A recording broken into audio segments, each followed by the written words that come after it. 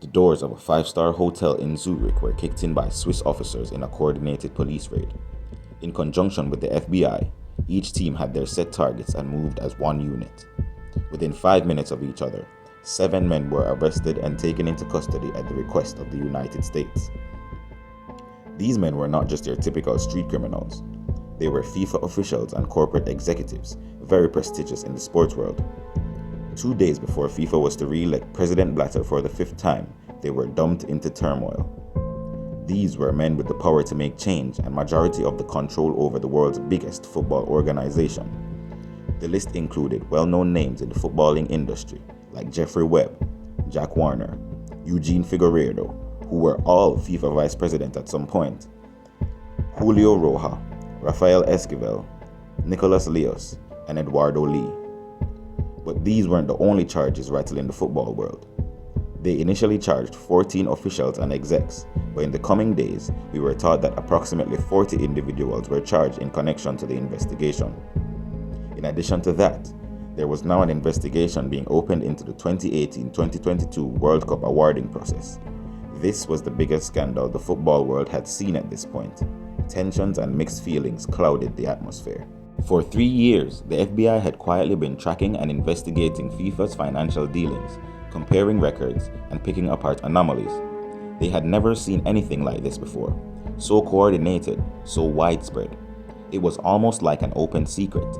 Everyone knew, but no one spoke about it. Their suspicious paper trail started all the way back in 1991 and was in continuation even at the point at which the officials were being arrested in 2015. The indictment alleged that since 1991, the defendant and co-conspirators corrupted the enterprise by engaging in various criminal activity. The DOJ statement confirmed that these charges were for racketeering, wire fraud, bribery, and money laundering conspiracies. It alleges that 2 entire generations of leadership abused their positions for personal gain, often through alliance with unscrupulous sports marketing executives who keep highly lucrative contracts to themselves and shut out their competitors and gain mass profit through kickbacks and bribes. Pretty much, what would happen is that the officials would receive bribes and kickbacks from these sports marketing executives, who in turn would receive favors and preferences in relation to the commercialization of media and marketing rights associated with various football matches and tournaments. For the most part, these included FIFA World Cup qualifiers in the CONCACAF region, which is the Confederation of North, Central America and Caribbean Football Association, and the CONMEBOL region, which is the football governing body in South America. So these spanned the CONCACAF Gold Cup, the CONCACAF Champions League, the jointly organized CONMEBOL and CONCACAF Copa America Centenario, the CONMEBOL Copa Libertadores, and the Copa do Brasil, which is organized by the Brazilian National Soccer Federation. In all, they were charged with conspiring to solicit and receive well over $150 million in bribes and kickbacks in exchange for the official support of these sports marketing executives who agreed to their part of the deal. Some of the other charges relate to the payment and receipt of bribes in connection with the sponsorship of CBF by a major US sportswear company, the selection of the host country for the 2010 World Cup, and the 2011 FIFA presidential election. The real stinger in all this is that it was revealed that an ex-FIFA official named Blazer, who was forced to resign after accusations of financial irregularities, was aiding the federal investigation. He already pled guilty to his charges, and for a reduced sentence, he helped the investigators gain much valuable information. He even wore a wiretap to the 2012 London Olympics, spending his time with many other high-tier execs and officials. Now, just in case you guys aren't familiar with some of the names charged on that fateful dawn in Zurich, here are some of the positions that the indicted officials and executives held. Jack Warner was a former FIFA vice president and executive committee member, CONCACAF president, and CFU president. Jeffrey Webb was the current FIFA vice president and executive committee member, CONCACAF president, and Caribbean Football Union executive committee member. He was even the Cayman Islands Football Association president. Eduardo Lee, he was the current FIFA Executive Committee member-elect, CONCACAF Executive Committee member, and Costa Rican Soccer Federation president. Julio Roja, current FIFA Development Officer. He was a former Central American Football Union president and Nicaraguan Soccer Federation president. Eugenio Figueiredo, was the current FIFA Vice President and Executive Committee member, former CONMEBOL President and Uruguayan Soccer Federation President.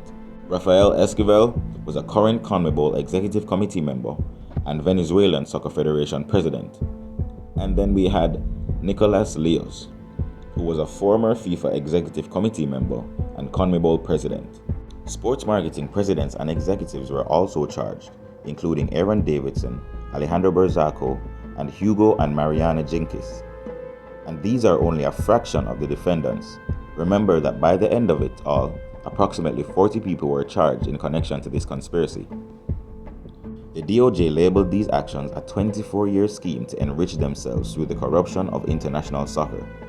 Attorney General Lynch continued, "The indictment alleges corruption that is rampant, systemic, and deep-rooted both abroad and here in the United States." She went on to say that millions of dollars in bribes and kickbacks were exchanged and a multitude of victims were harmed, spanning from the youth leagues all the way to the fans at home on their couches. The Swiss Federal Office of Justice also made public statements in support of the DOJ and opened criminal proceedings into the 2018 and 2022 World Cups. In the end, there were 27 individual defendants who pled guilty and took plea deals to a slew of charges, including wire fraud, structuring of financial transactions, money laundering conspiracy, racketeering, income tax evasion, and obstruction of justice. The sentencing proceedings also saw former FIFA Vice President Juan Angel Napoud receiving 9 years in prison and a fine. Jose Maria Marin, former Brazilian Football Federation President, received 4 years in prison and a fine, and a forfeiture of 3.3 million. Hector Trujillo, former Guatemalan Football Federation Secretary General, received 8 months in prison, and Costas Tacas and Reynaldo Vasquez, a former General Secretary and a former President, both receiving 15 and 16 months respectively. In addition to this, majority of those convicted were ordered to pay fines and monetary forfeitures in order to comply with the sentencing. "Today is a sad day for football," stated Prince Ali. This simple yet powerful statement was the sentiment echoed by all football fans throughout the world when the news broke. Alright guys, so that was just my reminder of an unprecedented scandal that hit the football world about 10 years ago now. If you guys like the video, please like the video, and I will be uploading weekly, so please subscribe if you guys want to see more content like this. I'll catch you guys in the next one. Peace.